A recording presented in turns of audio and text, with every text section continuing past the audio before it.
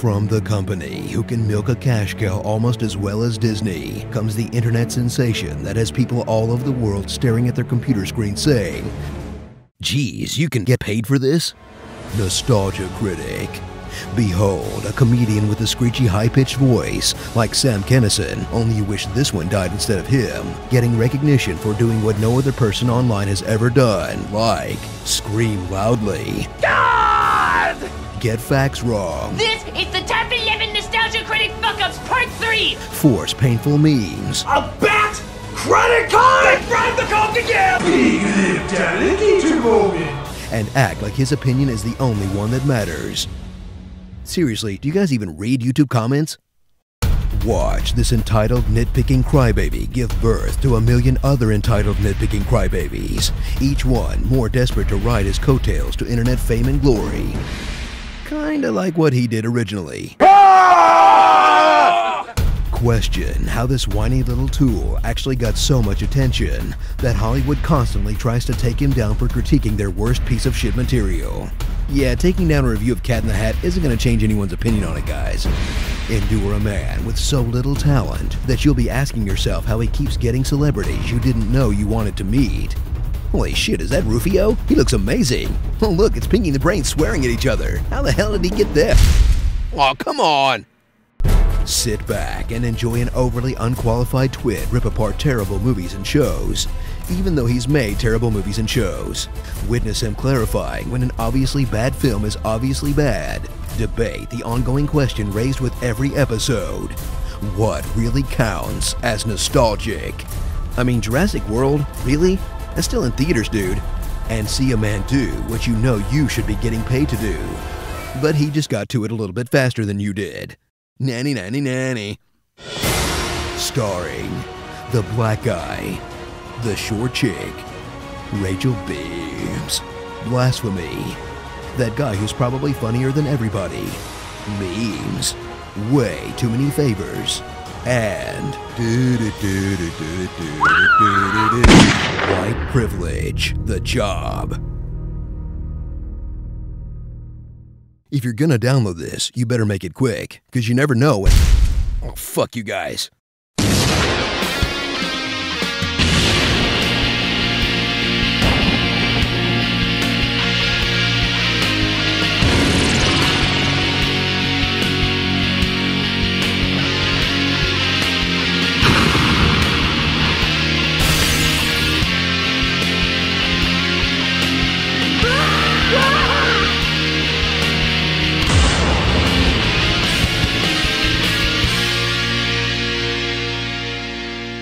Hello, I'm the Nostalgia Critic guy, remember?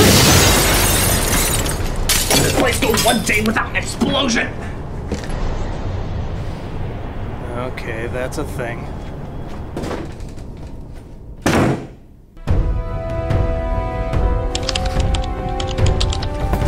Alright, hold it right there!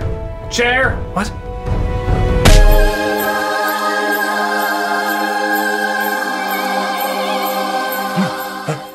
Alright, buddy, what parallel universe is this? What? I've been in hypersleep for the last 15 years, and I wake up to this upside-down, topsy-turvy world. What are you talking about? I went online to research the media of the last 15 years, and I saw RoboCop, Poltergeist, Willy Wonka, and The Day the Earth Stood Still. Yeah, those are reboots. What? Reboots? Like a remake? Kinda, except calling it a reboot gives an excuse to suck. Why would you want to remake something that's already perfect? It's like remaking Planet of the Apes. Oh, that one was so good we remade it twice! Twice? Yeah, you can thank Tim Burton for that one. Tim Burton, that groundbreaking visionary of original content. You're gonna want to sit down. Remakes have been commonplace for years, but people forget when it was of an iconic film that everybody loved, it was not only seen as bad taste to do a remake of it, but also not profitable. However, that was all changed when Tim Burton started coining the phrase reimagining. Suddenly, the film wasn't seen as trying to make something good even better, but rather show a different interpretation from a likable artist. This is what made us all fall for something as obviously stupid as the reimagining of Planet of the Apes.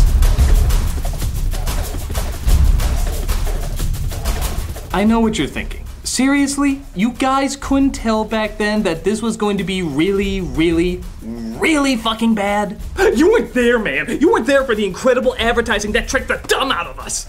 Everywhere the stars and the director went, they all said the same thing. It's not a remake, it's a reimagining. I just wanted to do an action film and Planet of the Apes seemed like a cool environment to do it in. And judging by the trailer, it kinda looked like it would work. Okay, this wasn't thought-provoking commentary, but it was a war to take back the planet from those damn dirty apes. And to tell you the truth, it kinda looked awesome.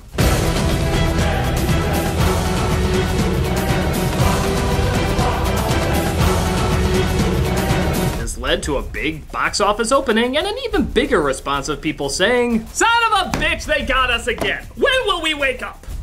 Well, no time soon, as even today, shitty reboots are just as popular as ever. Was it really worth it? Well, let's find out with Tim Burton's reimagining of... You just left in the middle of the conversation. I shot your leg 4 times.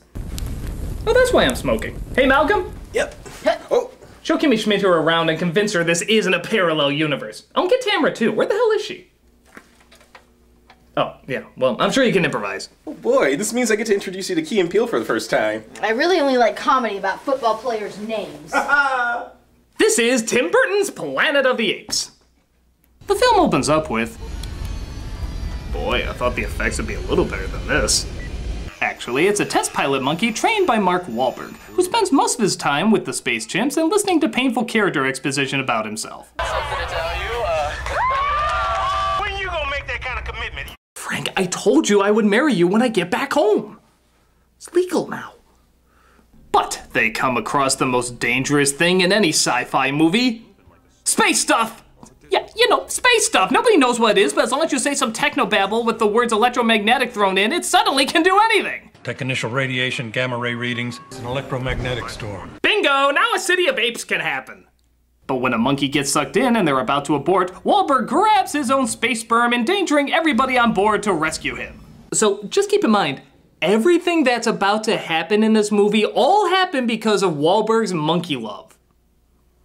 That'll have 2 more meanings as the film goes on, but we'll get to that. The blah blah electromagnetic blah blah blah knocks Wahlberg on his ass, causing him to crash onto an unknown planet.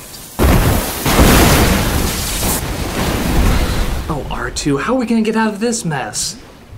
But of course, he comes across a horrible discovery. Monkey!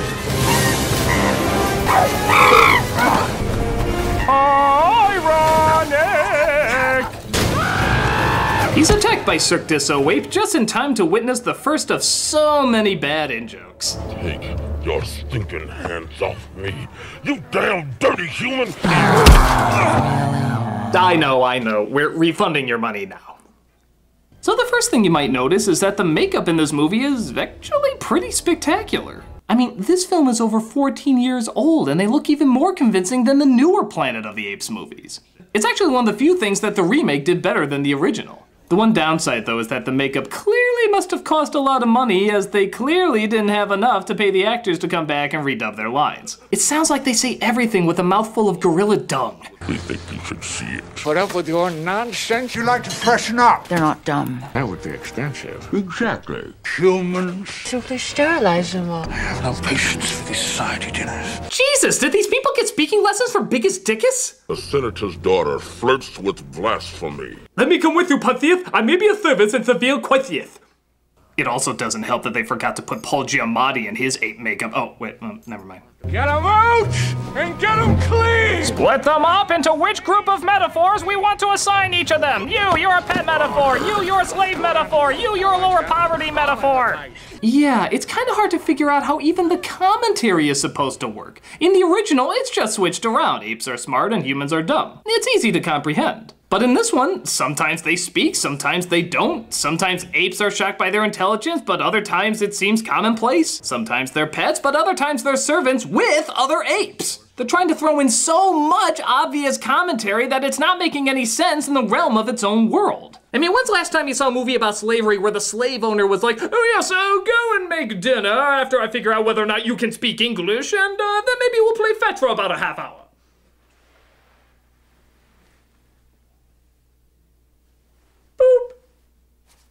So Wahlberg, along with the other humans, are put in cages captured by the apes. How many times do I have to tell you, wear your gloves when you handle humans? Especially when you're touching Chris Christopherson. But unfortunately, they're worth more intact. Keep your eye on this one. He's feisty. Yes, he looked at you with pure fear and put up no fight in being captured. Did the definition of feisty change in this world? This leads to our most darling character in the entire film, Thade, played by Tim Roth. I apologize for my lateness, Senator. They'll beat their chests and ask for my help. Your family, above all, have been compassionate. We are not just soldiers. We are friends. Oh, how do I describe him? Imagine Chris Lambert and Clint Eastwood fucked a monkey. And that monkey got a kidney stone while also being constipated at the same time. Give me absolute power. Then, wait, I'm not finished. Then somebody took sandpaper, rubbed it all over his face, balls, and vocal cords, and the only way he can feel better is by constantly trying to bite his upper lip. Alert the outposts. While doing a Kirk Douglas impression upside down covered in pubic hair. Tim Roth! There are no words to describe how amazingly over the top he is. He's a human-hating general who's really given no reason for his prejudice, but by God, it makes up like 80% of his dialogue. You took in stray humans. The human problem cannot be solved. The human rights faction. The humans once and for all. The humans infest the provinces. The human culture takes place below the waist. Well, if you hate him so much, why don't you marry him? Haha. Even in scenes where you have no idea what's going on, he's a riot. Like, look at this scene where he promises to get his niece a pet. Oh, isn't she pretty?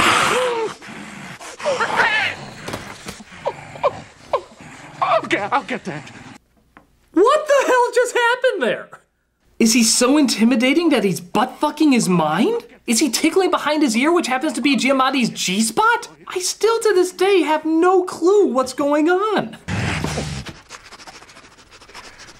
But thankfully, this distracted from the rest of the weird that was going on. Thank you, Tim Roth. You phased out one uncomfortable invasion of personal space with another uncomfortable invasion of personal space. You'll find he's quite good at that.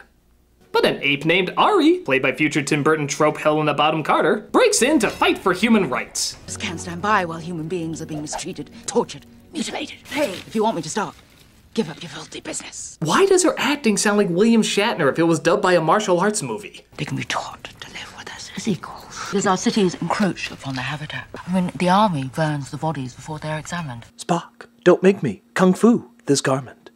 Sell him to me. He's wild, they're both wild. Then I'll buy them both. Thus, Ari lives out every woman's dream of buying Mark Wahlberg as we partake in this movie's favorite pastime, awkward line holding. What do I mean by that? Well, in most movies, they'll usually leave a pause after a really good line because, hey, it's a really good line, you should let it sink in. But here, they just kind of hold after any random line. And wash your hands before dinner. Do you have a towel? In the time before time. We should move quickly. These are not good lines! Holding on them only makes us focus on how poorly written they are. But are you posing for the laugh track that's supposed to go over them? Do you have a towel? That's so Thade. We'll be right back. So, Wahlberg picks his way out of the easiest prison to break out of ever, while helping the other humans break out of the even easier prisons to break out of ever. Gee, it's a shame these things haven't created steel. Oh, fucking wait! They then somehow find the house that's holding the kid that was sold as a pet. Wow, you look so sexy, Lisa.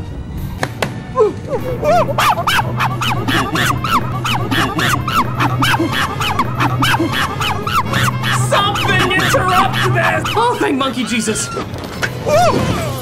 Oh my God, it's those things we were totally okay serving us just a moment ago. You're lucky I found you before they did.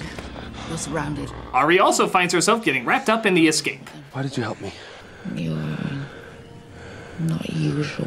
What is so unusual about him? Why is everybody like, watch him, he's feisty, oh, you're so unusual, you're so unique. I mean, we know he's different because we're the audience, but to everyone else, he does nothing different. Hell, if anything, he does less than everybody else. So why does he get all this attention? Yes, but this one seems different. You have this main character feel that we want to emphasize as interesting because we forgot to write you interesting. When I was little, I used to sneak outside the city walls. I can show you the way. But Thade eventually finds out about their escape.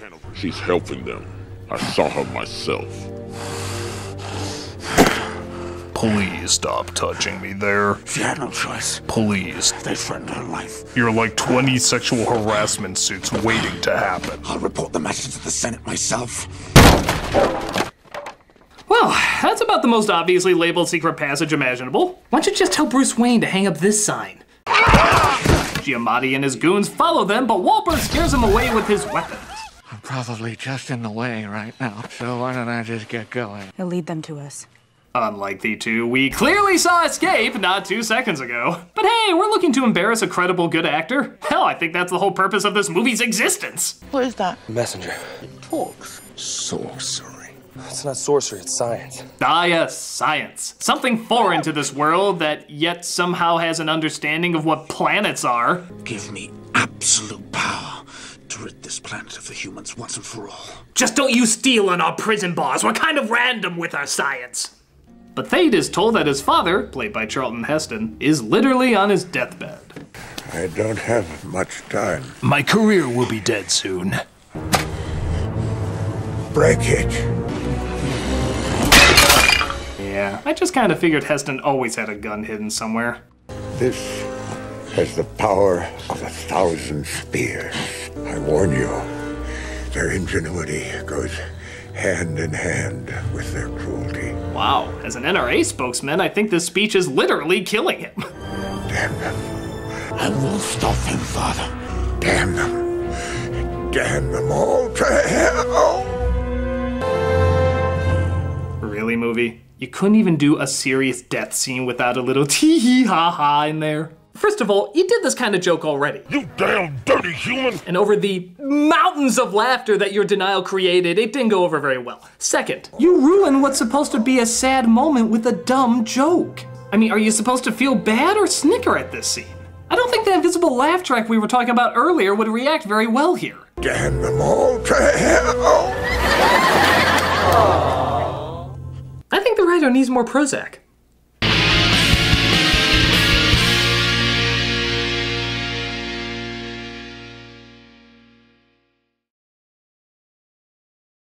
In a time of uncertainty, only one candidate has all the answers. I want a politician I know I can trust.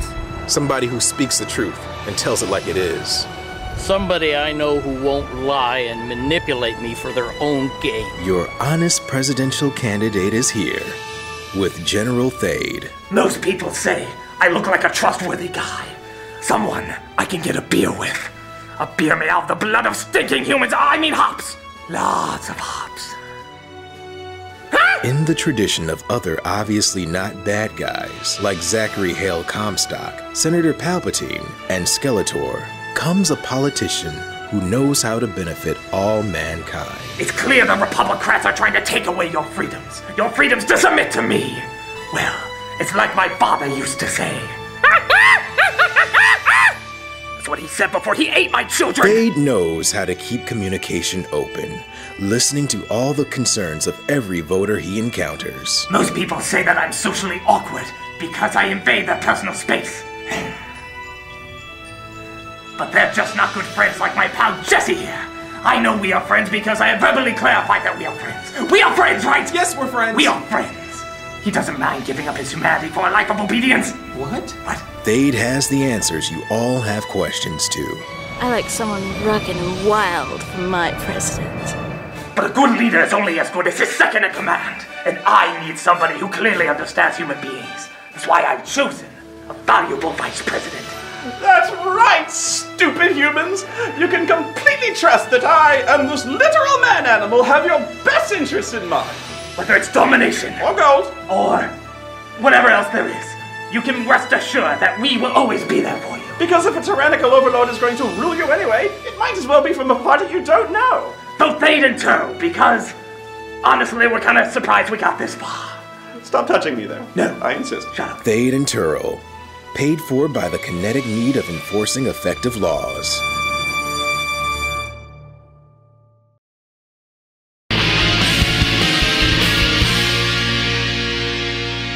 So they come across the forbidden area that's supposed to keep humans out with scarecrows. As you can see, they're clearly doing a bang-up job. This world makes no sense!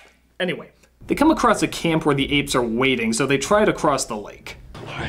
Just grab the reins with one hand, you hold on to this horn as tight as you can with the other. Wow, great horseback riding lesson there, Mark. That's right up there with the surf ninjas method of teaching surfing. Bend your knees, move your arms.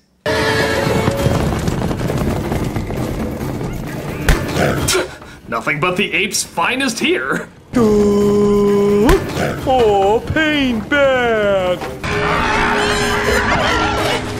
They make it across, leaving Atar, played by Michael Clarke Duncan, to relay the bad news. They were carried by horses. Our horses, sir. What is happening right now? This isn't ape acting, folks. I think Tim Roth just realized his role in 4 Rooms is no longer his most embarrassing role. Forgive me, my friend. I'm not angry with you. Is that what that was? Anger? I thought you had lice in your crotch or something. Form division! Sound the call to war! Rev up your computer-generated mouths!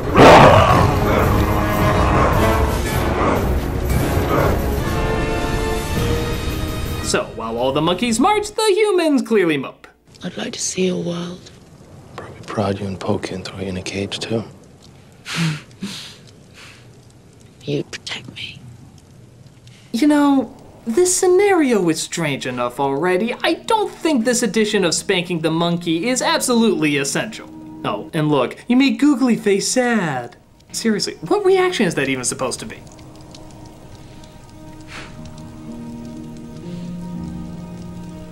So they find Mark Wahlberg's ship, known to the apes as the sacred holy land of Kalima. Try the human hearts, I hear they're delicious. But it appears to be a little dated. But these ruins are thousands of years old.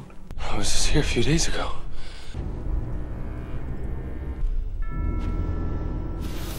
Of course, like most religions, this one started because the founders didn't know how to brush dust away.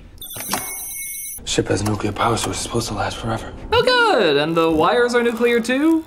The knobs, all the connecting lines lasted thousands and thousands of years? Beautiful, you should open a Wahlburgers here. But word spreads through the villages pretty fucking fast when you think about it, as many more people want to join Wahlberg. The story is spreading through the villages. They all want to see this human who defies the apes. Yes, and as we've clearly seen before, nobody has ever stood up to the apes. But he just did it in such a disinterested way. We then see Ari meets up with Faye to try and trade herself for the human survival. Forgive me. Oh boy. You know, Fade, there's only so many Facebook profile pictures I can switch out of you and your hilarious faces. My anger picture from Inside Out would like a turn. But he gives her a pretty definite no and returns her back to the humans. This leads to our big battle the next morning as... I can do this just as well. Look, I know you can. I need you back there with them, okay? Oh, fucking gee, I wonder what's going to happen. Let me go with them. No. Let me prove I can help. No, I need you here with me. Really? You needed to repeat that? You really think we missed the incredibly subtle foreshadowing of what's about to occur? Why, dumbass kid, what are you doing here? I'm part of this. Get back! No, I'm staying. I signed up to be the idiot pawn in this stinker, and I'm gonna live up to my uselessness!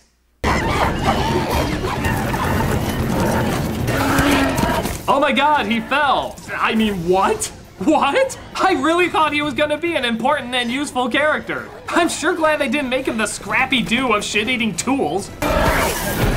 Of course Wahlberg goes to save him and gets back to the ship, using the last of the nuclear power to blow them sky high.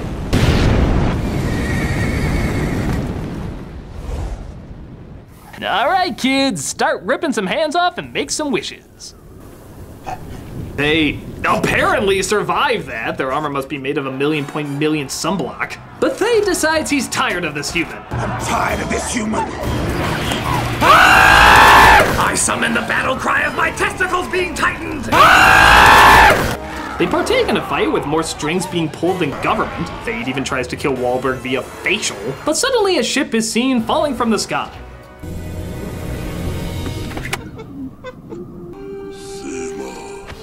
And now we all know the origins of Lancelot Link. Sir, the prophecy is true. Simos has returned to us. But even though he seems to get along with Wahlberg and the apes mistake him for the savior, they still just let him fall under attack and apparently not do anything. Have fun, Fade! We'll just stay out here and pick ticks out of our asses. Play nice with God! Piss off, Messiah. Unless you know how to get my whole character in an Avengers movie, I'm not interested. But at least one person comes in to apparently discover the truth. This is where you're from. We brought you here. It's the truth. We lived in peace together. Well, outside of exploiting and even killing you for our space programs, but outside of that, a very imprisoned peace. He's lying. Help me, my friend. Come on, don't make me act more like a Care Bears villain than I already am. Everything I have believed is a lie. You and your family have betrayed us. This human I was going to kill a second ago, I now completely abandon my religion for. Long live the flying spaghetti monster! Thade is imprisoned as Wahlberg finds the location of the storm and hopes to get home through it. After just a little bit more awkwardness. I have to leave now. You know, one day they'll tell a story about a human who came from the stars.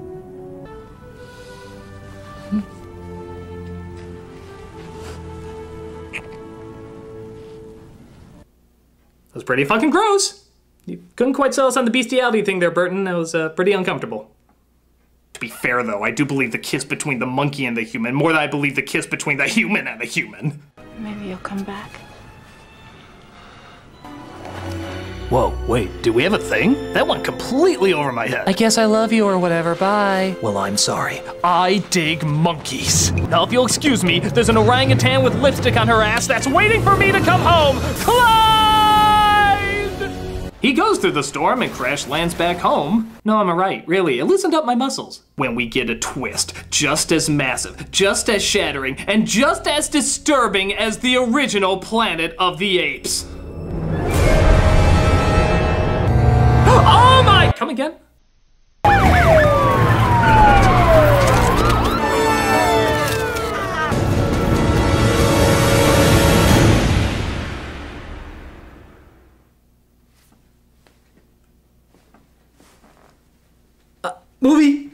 Movie, hello? Movie! Yes, you. How the fuck did that happen? Not only do we have no idea how Thade could have done this, as there's no other ships, but the timeline suggests you can't really alter the present, just help it become what it already is. But even taking that out of the equation, what are the chances that Thade taking over the Earth results in the exact same outcome as our society? I mean, look at the monument! It's not even a little to the left! It's in the exact same location as everything else is in our world! And the police uniforms, and the cars, and the buildings! And was this part of Thade's plan? Like, before he died years and years ago, he was telling some architects? You know, I have some plans. Just some architectural designs that maybe you could put in place in the future, because I kind of came from a world ruled by humans. It's a long story, but I saw this world and they were good designs. They were just really good designs, strong stuff, and if you could just duplicate that as best as possible, try to get it down, guys, like really to the letter, because if one of those humans from that society was to crash land here, it'd be like, oh my god, I'm home, and they see like my face on the Lincoln Memorial. You don't know who Lincoln is, he's a guy, but he would see it and just be like, oh my god, oh you damn dirty apes, and just, his mind would be blown. So if you could just really get that as close as humanly possible, I'd be very appreciative. So good luck with that, and fade out. So yeah, all of humanity has been taken over by monkeys, the human race is practically extinct. All because of why again? Monkey love. So if there's anything that this film is clearly trying to get across, don't do it. That's the only thing I got out of this film. It looks nice. I mean, the makeup is amazing and the attention to detail on how they move and so forth is really something to admire. But even as dumb action movies go, I mean, really just bare bone cool stuff, it's still just awkward. Everyone acts a little too weird to be invested and the main characters are sticks in the mud, so you don't really care if they win or not. Sometimes you get a good character actor giving a good performance, but even they can't fight against faulty sci-fi and forced commentary that we already know is gonna be done, well, better in the original. Thankfully, we see some other good films from Burton because this one was definitely a bad monkey to sit through. And like I said, this isn't the first film to start the big reboot craze, but is the first one to show it could be popular and make a lot of money. And also show very clearly that idiots like us will be duped into anything. Okay, I've come to terms with the fact that this world has completely run out of original ideas. The faster you learn that, the better. But that also means that I can see one of my favorite childhood cartoons up on the big screen again in all of its glory. I wouldn't go looking for that. You might not like what you find. Thanks for Key and Peele. Hey, everyone should see The Substitute Teacher. Critic, what will she find? Her destiny.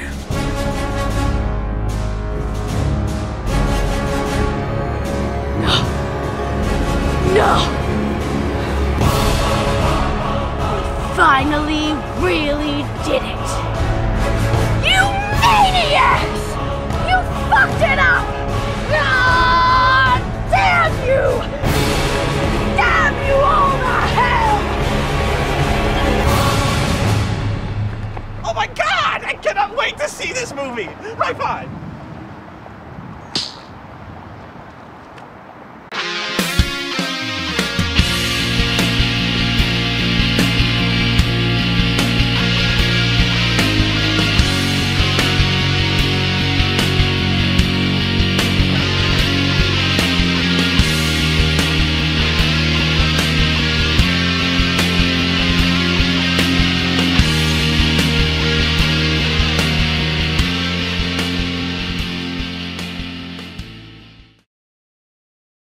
Do you have a towel?